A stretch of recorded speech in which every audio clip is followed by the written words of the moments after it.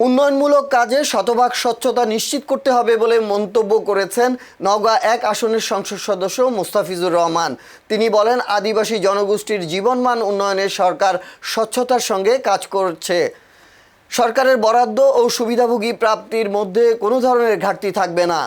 রোববার ৯ আগস্ট জেলা পরিষদ অডিটোরিয়ামে আলোচনা সভা ও সাংস্কৃতিক অনুষ্ঠানে প্রধান অতিথির বক্তব্যে তিনি এসব কথা বলেন। এ সময় মোস্তাফিজুর রহমান আরও বলেন, প্রধানমন্ত্রী তারেক রহমানের নেতৃত্বে দেশের প্রান্তিক, আদিবাসী ও সুবিধাবঞ্চিত মানুষের জীবনমান উন্নয়নে সরকার ধারাবাহিকভাবে কাজ করে যাচ্ছে। জনগণের দেওয়া ভোটের আমানত রক্ষা ও জবাবদিহিতা নিশ্চিত করেই নির্বাচিত জনপ্রতিনিধিরা উন্নয়ন কার্যক্রম বাস্তবায়ন করছেন।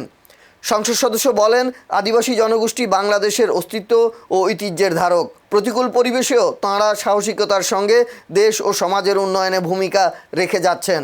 তাদের সন্তানরা যেন শিক্ষার সুযোগ থেকে বঞ্চিত না হয়, সেদিকে লক্ষ্য রেখে প্রধানমন্ত্রী শিক্ষার্থীদের শিক্ষাবৃত্তি প্রদান করছেন।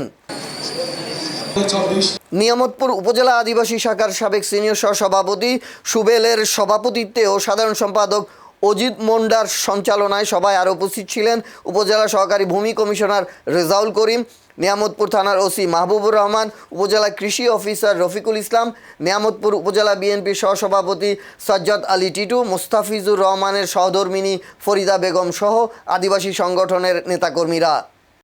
৭৫ বছর গড়া হয়েছে, সেই জায়গা থেকে আমি আপনাদের কাছে দুইটা জিনিস আপনাদের কাছে আমি চাইব, আপনারা দেবেন তো সবাই? হ্যাঁ, রাজি আছেন তো? হাত তোলেন তো, হাত তোলেন সবাই।